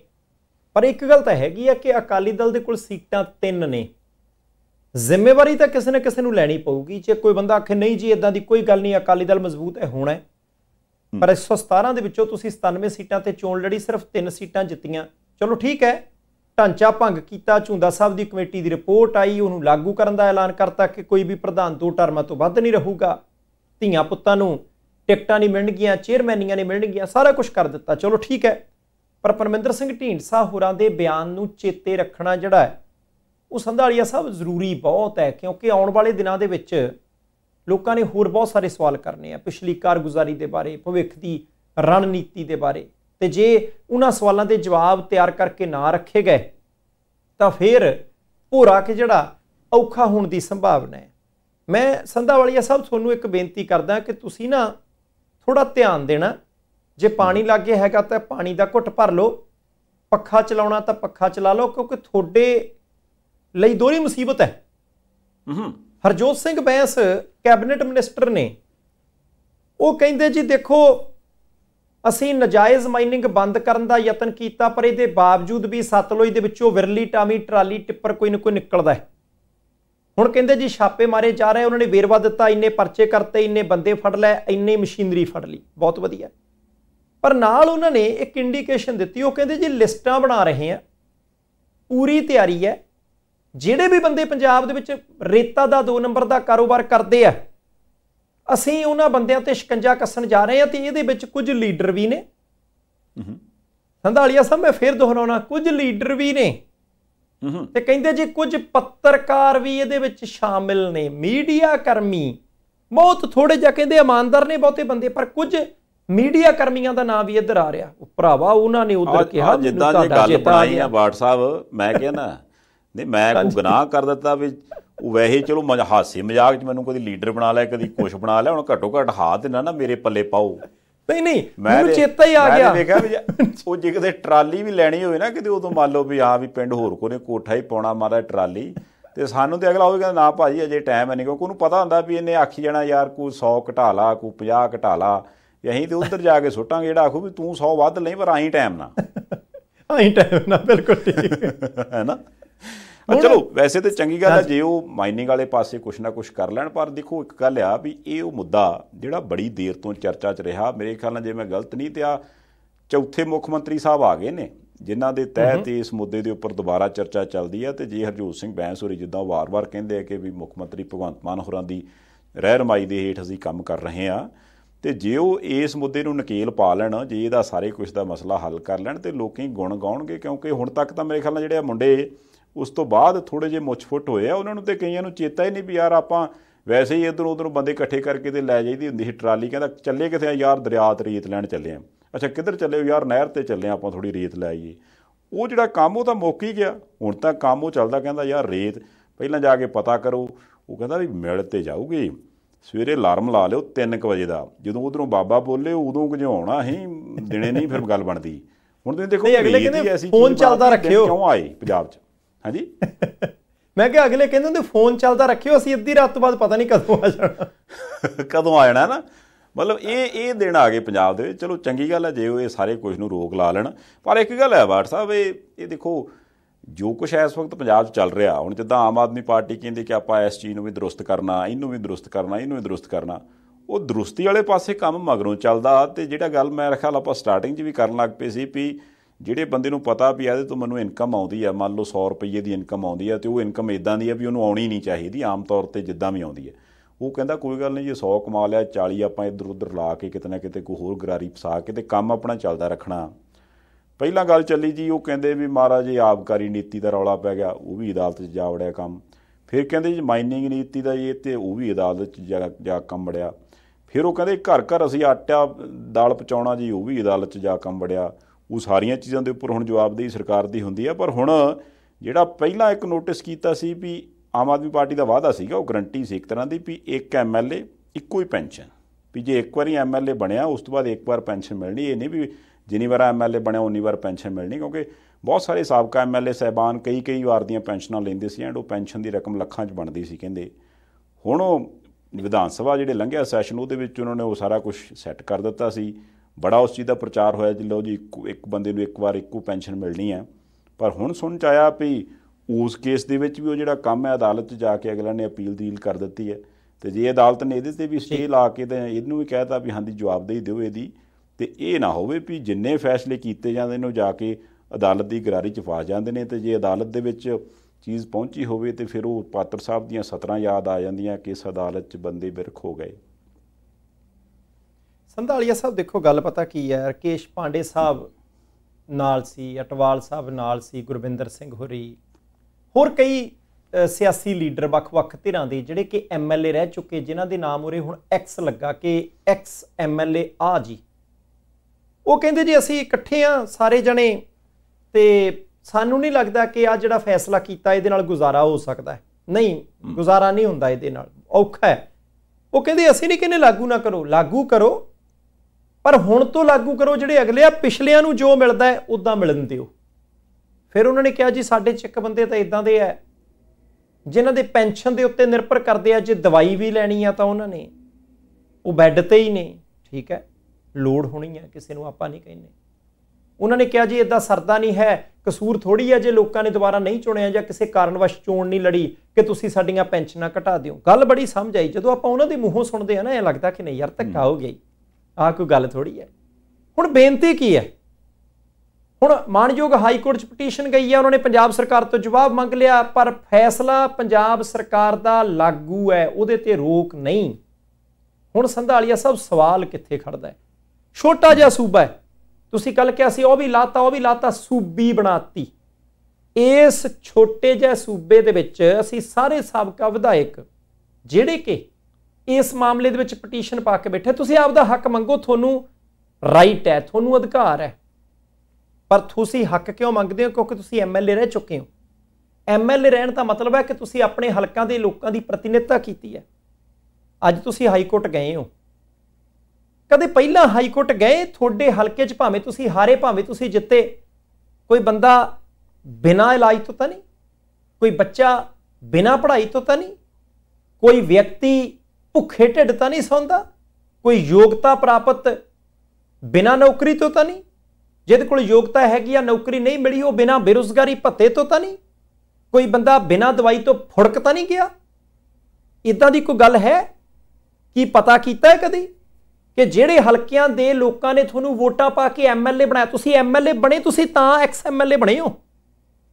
ਤੁਹਾਡੀ ਕਦੀ ਪਟੀਸ਼ਨ ਉਹਨਾਂ ਲੋਕਾਂ ਲਈ ਗਈ ਕਿ ਭਾਈ ਸਾਨੂੰ ਕਦੇ ਇਹਨਾਂ ਨੇ ਚੁਣਿਆ ਸੀ, ਇਹਨਾਂ ਦੇ ਕਰਕੇ ਅਸੀਂ ਆ 20 25 30 40 50 ਹਜ਼ਾਰ ਪੈਨਸ਼ਨ ਲੈਨੇ ਆ ਭੱਤੇ ਪਾ ਕੇ, ਤੇ ਭਾਈ ਇਹ ਲੋਕ ਤਾਂ ਭੁੱਖੇ ਨੇ, ਇਹ ਲੋਕ ਤਾਂ ਸੁਸਾਈਡ ਕਰਦੇ ਆ, ਇਹਨਾਂ ਲੋਕਾਂ ਦੀਆਂ ਫਸਲਾਂ ਨੂੰ ਪੂਰਾ ਮੁੱਲ ਨਹੀਂ ਮਿਲਦਾ, ਇਹਨਾਂ ਨੂੰ ਐਮਐਸਪੀ ਨਹੀਂ ਮਿਲਦੀ, ਮਜ਼ਦੂਰ ਨੂੰ ਕੰਮ ਦੇ ਠੀਕ ਹਾਲਾਤ ਨਹੀਂ ਮਿਲਦੇ, ਆ ਸਾਡੇ ਬੱਚੇ ਨੇ ਇਹਨਾਂ ਨੂੰ ਵਜ਼ੀਫਾ ਨਹੀਂ ਮਿਲਿਆ, ਆ ਸਾਡੇ ਬੱਚੇ ਨੇ ਇਹਨਾਂ ਨੂੰ 6-6 ਮਹੀਨੇ ਲੇਟ ਕਿਤਾਬਾਂ ਮਿਲੀਆਂ। ਤੁਹਾਡੀਆਂ ਹੀ ਸਰਕਾਰਾਂ ਸੀ, ਵੱਖ-ਵੱਖ ਪਾਰਟੀਆਂ ਦੇ ਬੰਦੇ ਹੋ ਤੁਸੀਂ ਉਦੋਂ ਕਾਹਤੋਂ ਨਾ ਪਟੀਸ਼ਨ ਪਾਈ?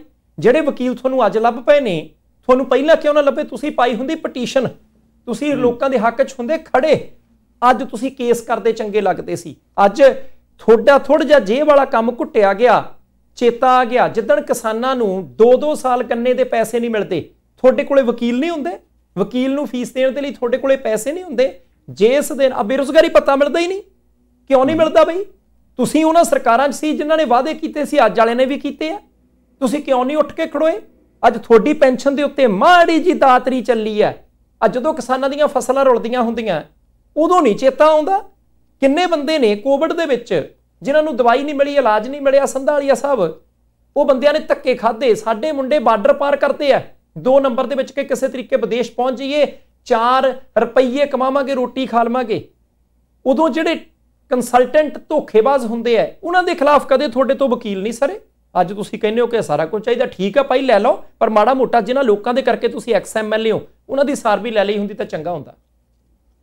ਤੇ ਚਲੋ ਹਾਂ, ਜਿੰਨੀਆਂ ਗੱਲਾਂ ਤੁਸੀਂ ਗਣਾਈਆਂ WhatsApp ਬਿਲਕੁਲ ਸਹੀ ਨੇ, ਬਿਲਕੁਲ ਦਰੁਸਤ ਨੇ। ਹੋ ਸਕਦਾ ਕਿ ਜਦੋਂ ਕੱਲ੍ਹ ਨੂੰ ਕੇਸ ਚੱਲੇ ਤੇ ਇਸ ਤਰ੍ਹਾਂ ਦੀਆਂ ਜਿਹੜੀਆਂ ਦਲੀਲਾਂ ਨੇ ਉਹ ਵਕੀਲ ਸਾਹਿਬ ਜਿਹੜੇ ਸਰਕਾਰ ਵਾਲੇ ਪਾਸਿਓਂ ਹੋਣਗੇ ਉਹ ਵੀ ਰੱਖਣਗੇ। ਉਂਝ ਵੈਸੇ ਕੁਦਰਤੀ ਮੇਰੇ ਦਿਮਾਗ ਦੇ ਵਿੱਚ ਗੱਲ ਆਉਂਦੀ ਸੀ, ਕਿਉਂਕਿ ਪਟੀਸ਼ਨ ਤੇ ਇਸੇ ਚੀਜ਼ ਦੇ ਉੱਪਰ ਵੀ ਗੁਜ਼ਾਰਾ ਨਹੀਂ ਹੋ ਸਕਦਾ ਜੀ ਇਸ ਚੀਜ਼ ਦੇ ਨਾਲ ਜਿਹੜਾ ਇਹ ਕਰਦੇ ਨੇ। ਜੇ ਮੈਂ ਗਲਤ ਨਹੀਂ ਤੇ 75,000 ਰੁਪਈਆ ਤੇ ਬਣਦਾ ਹੀ ਆ ਨਾ ਜੀ ਇੱਕ ਵਾਰ ਦੀ ਪੈਨਸ਼ਨ ਦਾ, ਮਹੀਨੇ ਦਾ। ਹੁਣ 75,000 ਬਣਦਾ ਹੀ, ਹਾਂਜੀ ਉਹ ਕਹਿੰਦੇ 15 ਬਣਦਾ, ਬਾਕੀ ਚੀਜ਼ਾਂ ਮੇਰੇ ਖਿਆਲ ਪਾਉਂਦੇ ਹੀ ਨਹੀਂ ਵਿੱਚ, ਜਿਹੜਾ ਹੋਰ ਉਰੇ ਉੱਪਰ ਮਿਲਦਾ।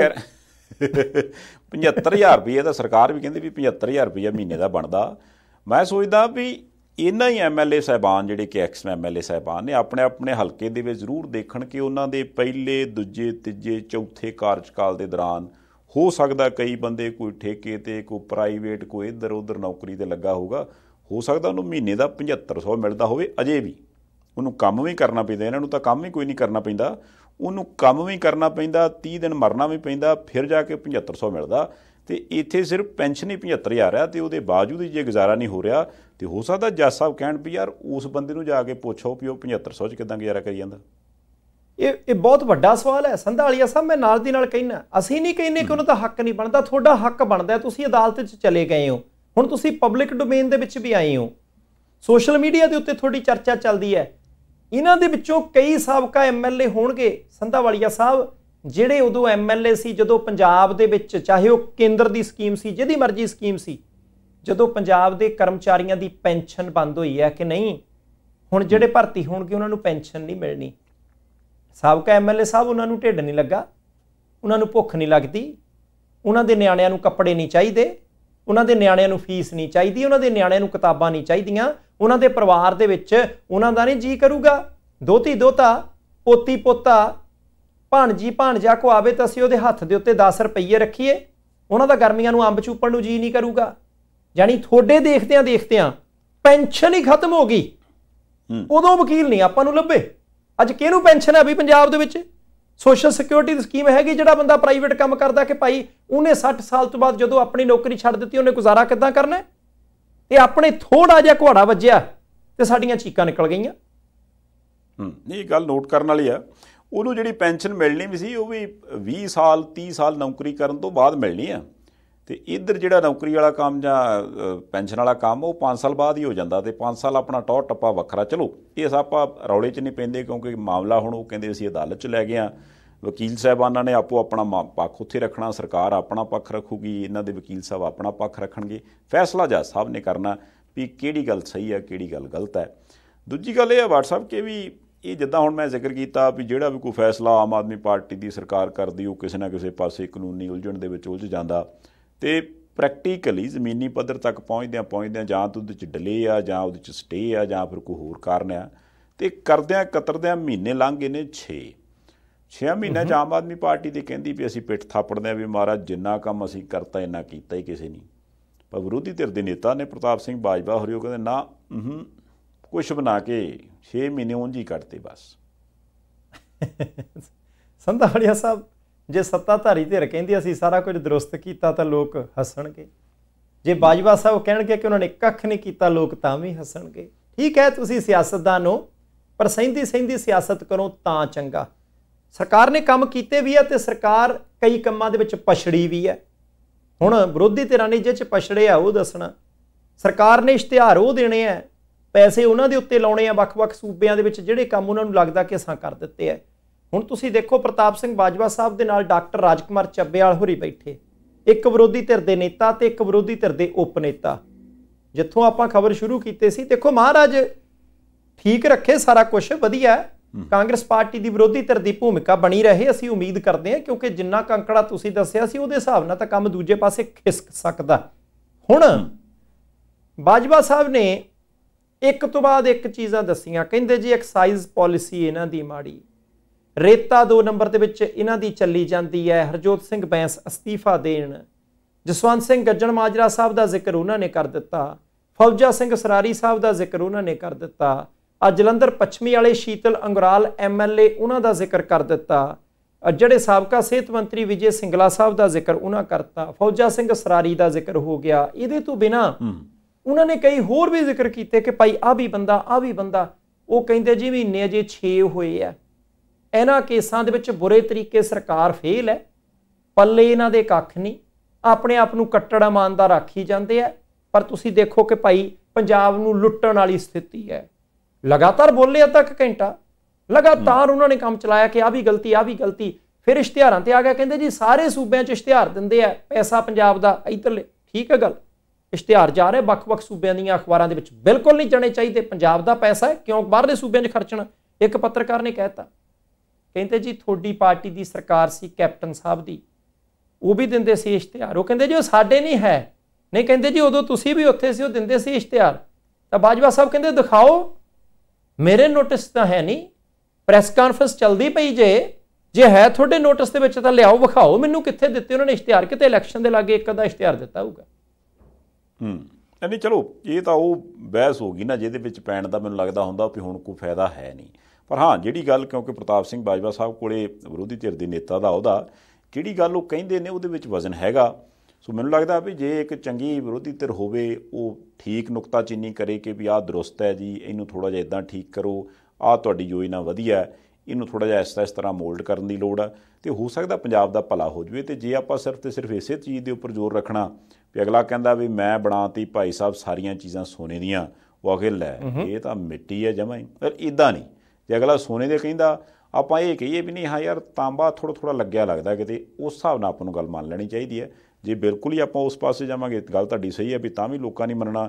ਜੇ ਸਰਕਾਰ ਆ ਕੇ ਵੀ ਅਸੀਂ ਸਾਰਾ ਕੁਝ ਸਹੀ ਕਰਤਾ, ਇੱਕ ਗੱਲ ਹੈਗੀ ਆ ਵੀ ਜਿਹੜੀਆਂ ਉਹਨਾਂ ਦੇ ਉੱਪਰ ਅੱਜ ਕੱਲ੍ਹ ਜਿੱਦਾਂ ਕੇਂਦਰ ਦੀ ਨਿਗਾਹ ਹੁਣ, ਕਿਉਂਕਿ ਇਹ ਵੀ ਖਬਰਾਂ ਨੇ ਕਿ ਪਿਛਲੇ ਕੁਝ ਸਮੇਂ ਦੇ ਵਿੱਚ ਈਡੀ ਵੱਲੋਂ ਜਿਹੜੀ ਦਿੱਲੀ ਦੇ ਵਿੱਚ ਜਾਂਚ ਚੱਲਦੀ ਸੀ ਆਬਕਾਰੀ ਨੀਤੀ, ਕਿਉਂਕਿ ਜਿਹੜੀ ਦਿੱਲੀ ਵਾਲੀ ਹਾਲਾਂਕਿ ਲਾਗੂ ਉੱਥੇ ਵੀ ਨਹੀਂ ਹੋਈ, ਉਹੋ ਹੀ ਐਕਸਾਈਜ਼ ਪਾਲਿਸੀ ਕਿਉਂਕਿ ਕਹਿੰਦੇ ਸੀ ਇਨ ਬਿਨ ਪੰਜਾਬ 'ਚ ਲਾਗੂ ਕੀਤੀ ਆ ਜਾਂ ਪੰਜਾਬ ਦੇ ਲਈ ਬਣਾਈ ਆ, ਅਤੇ ਪੰਜਾਬ ਦੇ ਵਿੱਚ ਉਸ ਐਕਸਾਈਜ਼ ਪਾਲਿਸੀ ਨਾਲ ਜੁੜੇ ਜਿਹੜੇ 3 ਵੱਡੇ ਅਫਸਰ ਸਾਹਿਬਾਨ ਨੇ ਉਹਨਾਂ ਕੋਲੋਂ ਵੀ ਈਡੀ ਵਾਲਿਆਂ ਨੇ ਪੁੱਛਗਿੱਛ ਕੀਤੀ ਹੈ।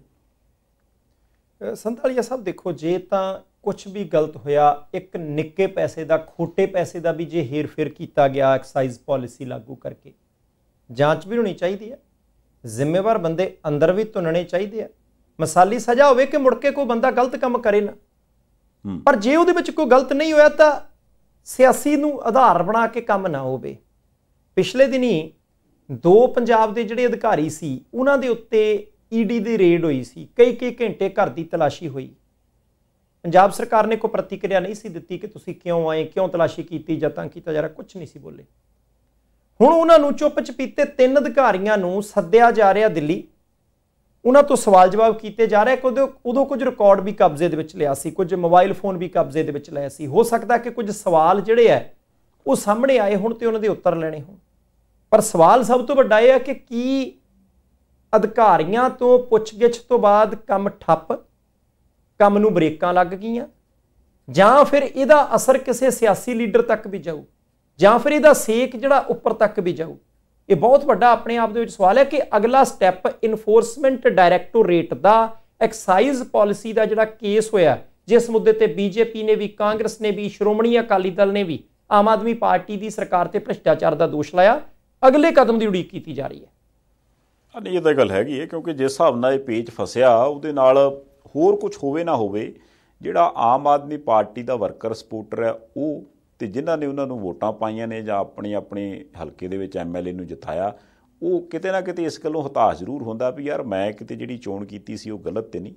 ਹੁਣ ਗਲਤ ਝੂਠ ਜਿਹੜਾ ਉਹ ਤਾਂ ਆਉਣ ਵਾਲੇ ਦਿਨਾਂ 'ਚ ਪਤਾ ਲੱਗ ਜੂਗਾ, ਪਰ ਗੱਲ ਇਹ ਆ ਵੀ ਪਿਛਲੇ ਲੰਮੇ ਸਮੇਂ ਤੋਂ ਕਈ ਚਰਚਾਵਾਂ ਚੱਲਦੀਆਂ ਰਹੀਆਂ, ਤੇ ਉਹਨਾਂ ਚਰਚਾਵਾਂ ਦੇ ਵਿੱਚੋਂ ਇੱਕ ਚਰਚਾ ਸੀਗੀ ਕਿ ਯਾਰ ਪੰਜਾਬ ਦੇ ਵਿੱਚ ਨਾ ਝੋਨਾ ਬਾਹਰੋਂ ਆ ਕੇ ਵਿਕਦਾ। ਆਪਾਂ ਨੂੰ ਯਾਦ ਹੈ ਵੀ ਜਦੋਂ ਕਿਸਾਨ ਅੰਦੋਲਨ ਸੀਗਾ ਹੈ ਨਾ, ਖੇਤੀ ਅੰਦੋਲਨ ਚੱਲਿਆ, ਉਦੋਂ ਤਾਂ ਕਿਉਂਕਿ ਕਿਸਾਨਾਂ ਨੇ ਨਾਕੇ ਲਾ ਲਏ ਸੀ, ਤੇ ਕਦੀ ਕਿਤੇ ਟਿੱਪਰ ਫੜ ਲਿਆ, ਕਿਤੇ 2 ਟਰਾਲੇ ਫੜ ਲਏ ਜੀ, ਕਿਤੇ ਹੋਰ ਕੁਛ ਨਹੀਂ, ਟਰਾਲੀਆਂ ਫੜ ਲਈਆਂ। ਉਹ ਟਰਾਲੀਆਂ ਵੀ ਕਹਿੰਦੇ ਪਹਿਲਾਂ ਟਰਾਲੇ ਪਿੱਛੇ ਡੱਕ ਕੇ ਕਿਸੇ ਹੋਰ ਸੂਬੇ ਤੇ ਉੱਥੋਂ ਭਰ ਕੇ ਗਾਂਹ ਲਿਆਂਦੀਆਂ ਸੀ। ਬੜੀ ਚਰਚਾ ਚੱਲੀ ਉਦੋਂ ਇਸ ਚੀਜ਼ ਦੀ ਵੀ ਯਾਰ ਇਹ ਕਿੱਦਾਂ ਹੋਈ ਜਾਂਦਾ ਵੀ ਮਤਲਬ ਪੰਜਾਬ ਦੇ ਵਿਚਲੀ ਸਰਕਾਰੀ ਖਰੀਦ ਆ, ਜੇ ਕੋਟਾ ਸਰਕਾਰ ਨੇ ਨਿਰਧਾਰਿਤ ਕੀਤਾ ਵੀ ਇੰਨੀ ਖਰੀਦ ਪੰਜਾਬ 'ਚੋਂ ਕਰਨੀ ਹੈ, ਤੇ ਜੇ ਉਹ ਪੰਜਾਬ ਦੀ ਫਸਲ ਚੁੱਕੇ ਬਿਨਾਂ, ਪੰਜਾਬ ਦੇ ਕਿਸਾਨ ਦੀ ਫਸਲ ਚੁੱਕੇ ਬਿਨਾਂ ਬਾਹਰੋਂ ਲਿਆ ਕੇ ਵਪਾਰੀ ਬਾਹਰ ਹੀ ਉਹ ਕੰਮ ਕਰ ਲੂਗਾ, ਤੇ ਅਗਲਾ ਦਾ ਜਦੋਂ ਕੋਟਾ ਪੂਰਾ ਹੋ ਗਿਆ ਉਹਨਾਂ ਨੇ ਖਰੀਦ ਬੰਦ ਕਰ ਦੇਣੀ, ਤੇ ਫਿਰ ਪੰਜਾਬ ਦਾ ਝੋਨਾ ਤੇ ਰੁਲ ਜੂਗਾ। ਉਹ ਚਰਚਾ ਉਦੋਂ ਵਾਹਵਾ ਚੱਲੀ ਸੀਗੀ। ਉਸ ਤੋਂ ਬਾਅਦ ਬੜੀਆਂ ਸਪਸ਼ਟੀਕਰਨ ਜਾਂ ਬੜੀਆਂ ਇਸ ਚੀਜ਼ ਦੀਆਂ ਅਪੀਲਾਂ ਦਲੀਲਾਂ ਵੀ ਹੋਈਆਂ। ਉਹ ਕਹਿੰਦੇ ਨਹੀਂ ਜੀ ਨਹੀਂ, ਇਹੋ ਜਿਹੀ ਗੱਲ ਕੋਈ ਨਹੀਂ, ਐਵੇਂ ਕਿਤੇ ਕੋਈ 1-2 ਮਸਲੇ ਹੋ ਗਏ ਹੋਣੇ ਆ, ਇਸ ਚੀਜ਼ ਦਾ ਕਰਕੇ ਬਦਨਾਮੀ ਹੋਈ ਜਾਂਦੀ ਆ। ਪਰ ਹੁਣ ਸੁਣਨ 'ਚ ਆ ਰਿਹਾ ਵੀ ਸ਼ਾਇਦ ਉਸ ਕੇਸ ਦਾ ਜਿਹੜਾ ਸੇਕ ਆ ਉਹ ਵੀ ਭਾਰਤ ਭੂਸ਼ਣ ਆਸ਼ੂ ਸਾਹਿਬ, ਕਿਉਂਕਿ ਸਾਬਕਾ ਮੰਤਰੀ ਨੇ ਤੇ ਮਹਿਕਮਾ ਉਹਨਾਂ ਦੇ ਕੋਲ ਹੁੰਦਾ ਸੀ, ਅੱਜ ਕੱਲ੍ਹ ਤਾਂ ਖੈਰ ਉਹ ਅੰਦਰ ਨੇ ਇੱਕ ਹੋਰ ਕੇਸ ਦੇ ਚੱਕਰ ਦੇ ਵਿੱਚ, ਉਹਨਾਂ ਤੱਕ ਸੇਕ ਪਹੁੰਚ ਸਕਦਾ। ਦੇਖੋ ਸੰਧਾਵਾਲੀਆ ਸਾਹਿਬ, ਜਾਂਚ ਦਾ ਵਿਸ਼ਾ, ਪਹਿਲੀ ਗੱਲ ਇਹ ਹੈ ਜਾਂਚ ਦੇ ਵਿੱਚੋਂ ਕੋਈ ਕਸੂਰ 'ਚ ਉਸ ਵੇਲੇ ਮਿਨਿਸਟਰ ਹੋਣ ਦੇ ਨਾਤੇ ਉਹਨਾਂ ਦਾ ਨਿਕਲੂਗਾ ਤਾਂ ਕਾਨੂੰਨ ਆਪਣੀ ਕਾਰਵਾਈ ਕਰੂ, ਪਰ ਜਾਂਚ ਹੋਣੀ ਚਾਹੀਦੀ ਹੈ। ਤੁਹਾਨੂੰ ਚੇਤਾ ਚੰਗੇ ਤਰੀਕੇ ਕਿ ਨਾਕੇ ਲਾ ਕੇ ਟਰੱਕ ਫੜੇ ਸੀ, ਇਹ ਗੱਲ ਤੁਹਾਡੀ ਬਿਲਕੁਲ ਠੀਕ ਹੈ, ਕਿਉਂਕਿ ਪੰਜਾਬ ਦਾ ਰਕਬਾ ਜਾਂਦਾ, ਜੇ ਇੰਨੇ ਰਕਬੇ 'ਚ ਐਤਕੀ ਝੋਨਾ ਲੱਗਾ, ਉਹ ਐਵਰੇਜ ਕੱਢਦੇ ਆ ਕਿ ਇੰਨਾ ਔਸਤਨ 1 ਏਕੜ ਦੇ ਵਿੱਚ ਉਤਪਾਦਨ ਹੁੰਦਾ, ਇੰਨੀ ਕੁ ਝੋਨੇ ਦੀ ਖਰੀਦ ਆਪਾਂ ਨੂੰ ਕਰਨੀ ਪੈਂਦੀ ਹੈ। ਪਰ ਸੰਧਾਵਾਲੀਆ ਸਾਹਿਬ, ਮੈਂ ਹੈਰਾਨ ਹੁੰਦਾ ਕਿ ਆਹ ਦਿਮਾਗ ਦਿੱਤਾ ਬਾਬੇ ਨੇ ਯਾਰ, ਜਾਨੀ ਜਿਹੜੇ ਵੀ ਬੰਦੇ ਇਹ ਕੰਮ ਕਰਦੇ, ਤੁਸੀਂ ਦੇਖੋ ਕਿ ਇੱਕ ਦੇਸ਼ ਦੇ ਥੋੜੇ ਜਿਹਾ ਖੇਤਰ ਦੇ ਵਿੱਚ ਝੋਨੇ ਦਾ ਘੱਟੋ ਘੱਟ ਸਮਰਥਨ ਮੁੱਲ ਹੈ। ਕਿਸੇ ਬੰਦੇ ਨੇ ਸੋਚਿਆ ਕਿ ਭਾਈ ਦੂਜੇ ਖਿੱਤੇ ਦੇ ਵਿੱਚ ਸਸਤਾ ਵਿਕਦਾ ਹੈ, ਆਪਾਂ ਕੁਛ ਨਹੀਂ ਕਰਨਾ, ਨਾ ਪਨੀਰੀ ਲਾਉਣੀ, ਨਾ ਕੱਦੂ ਕਰਨਾ, ਨਾ ਪਾਣੀ ਦੇਣਾ ਹੈ, ਨਾ ਕੱਖ ਕੱਢਣਾ ਹੈ, ਨਾ ਝੋਨਾ ਸਾਂਭਣਾ ਹੈ, ਨਾ ਦਵਾਈ ਪਾਉਣੀ, ਨਾ ਖਾਦ ਪਾਉਣਾ, ਨਾ ਝੋਨਾ ਵੱਢਣਾ, ਨਾ ਝਾੜਨਾ, ਨਾ ਉੱਪਰ ਪੱਲੀ ਦੇਣੀ। ਬਸ ਆਪਾਂ ਸਾਰਾ ਕੁਝ ਜਦੋਂ ਇਹ ਹੋ ਗਿਆ, ਉਦੋਂ ਟਰੱਕ ਲੈ ਕੇ ਜਾਣਾ ਹੈ, 1200-1400 ਕੁਆਂਟਲ ਦਾ ਦੇ ਕੇ ਉਹਨਾਂ ਨੂੰ ਟਰੱਕ ਭਰ ਲੈਣਾ ਹੈ, 200 ਰੁਪਈਆ ਕੁਆਂਟਲ ਮੰਨ ਲਓ ਕਿ ਕਿਰਾਇਆ ਲੱਗ ਗਿਆ, 1400 ਕੁਆਂਟਲ ਹੋ ਗਿਆ। ਤੇ ਇੱਧਰ ਆ ਕੇ ਚੁੱਪ ਚਪੀਤੇ ਕਿਸੇ ਨਾਲ ਮਾੜਾ ਮੋਟਾ ਹਿਸਾਬ ਕਿਤਾਬ ਜਿਹਾ ਕਰਕੇ 2000 ਨੂੰ ਕੁਆਂਟਲ ਵੇਚ ਦੇਣਾ। ਜਾਣੀ ਇੱਕੋ ਹੀ ਦਿਨ 'ਚ ਜੇ ਇਸ ਫਸਲ ਨੂੰ ਖੇਤ ਦੇ ਵਿੱਚ ਬੀਜਣ ਤੋਂ ਲੈ ਕੇ ਝਾੜਨ ਤੱਕ 4-5 ਮਹੀਨੇ ਲੱਗ ਜਾਂਦੇ ਆ, ਅਗਲੇ 24 ਘੰਟਿਆਂ ਦੇ ਅੰਦਰ ਅੰਦਰ ਨੋਟ ਵੱਟ ਕੇ ਪਰੇ ਹੋ ਜਾਂਦੇ ਆ। ਤੇ ਐਸੀ ਵੀ ਗੱਲ ਨਹੀਂ, ਜੇ ਆਮ ਲੋਕਾਂ ਨੂੰ ਪਤਾ ਲੱਗਦਾ ਹੈ, ਜੇ ਕਿਸਾਨ ਜਥੇਬੰਦੀਆਂ ਨੂੰ ਪਤਾ ਲੱਗਦਾ ਹੈ ਕਿ 2 ਨੰਬਰ ਦੇ ਵਿੱਚ ਕੁਝ ਹੋ ਰਿਹਾ, ਤਾਂ ਫੇਰ ਭਾਈ ਆਪਾਂ ਇਕੱਲਾ ਦਬਕੇ ਮਾਰਨ ਜੋਗੇ ਥੋੜ੍ਹੀ ਆ ਕਿ ਭਾਈ ਤੁਸੀਂ ਸਰਕਾਰੀ ਅਧਿਕਾਰੀ ਹੋ, ਸਰਕਾਰੀ ਸਮਾਗਮ 'ਚ ਲੇਟ ਕਿਉਂ ਆਏ। ਆਪਾਂ ਨੂੰ ਉਹ ਸਾਰੀਆਂ ਚੀਜ਼ਾਂ ਬੰਦ ਕਰਨੀਆਂ ਚਾਹੀਦੀਆਂ ਸੀ। ਜਾਂਚ ਹੋਵੇ ਠੋਕ ਵਜਾ ਕੇ, ਦੋਸ਼ੀ ਸਾਬਕਾ ਮੰਤਰੀ ਨਿਕਲਦੇ ਆ ਨਹੀਂ ਨਿਕਲਦੇ, ਮੌਜੂਦਾ ਕੋਈ ਬੰਦਾ ਨਿਕਲਦਾ, ਫੜ ਕੇ ਅੰਦਰ ਦੇ ਦਿਓ।